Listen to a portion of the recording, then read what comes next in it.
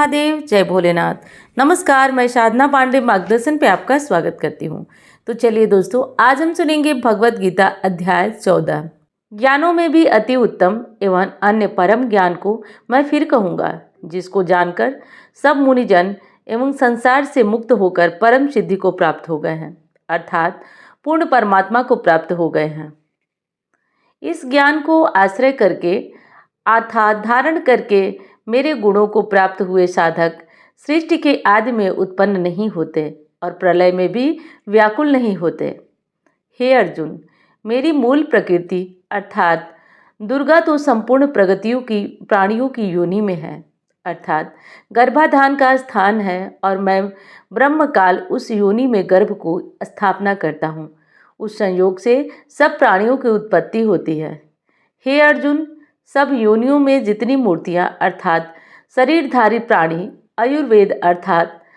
आयुर्वेद अध्याय 14 मंत्र 10 उत्पन्न होते हैं। मूल प्रकृति तो उन सबकी गर्भ धारण करने वाली माता है, और मैं बीज को स्थापन करने वाला पिता हूँ। हे अर्जुन, सत्वगुण, रजोगुण और तमोगुण ये प्रकृति से 3 गुणों अविनाशी जीवात्मा को शरीर में बांधते हैं। हे निष्पाप, उन तीनों गुणों में सत्व गुण तो निर्मल है, और निर्मल होने के कारण प्रकाश करने वाला और नकली ना अकामी है।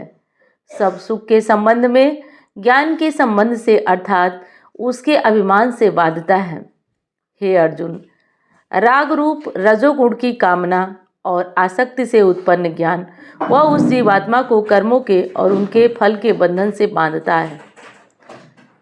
हे अर्जुन, सब शरीरधारियों को मोहित करने वाला तमोगुण और अज्ञान से उत्पन्न होता है। वह इस जीवात्मा को प्रमाद, आलस्य और निद्रा के द्वारा बांधता है। हे अर्जुन, सत्वगुण में सुख लगता है, और रजोगुण के कर्म में तमोगुण को ज्ञान को ढककर प्रमाद में भी लगाता है।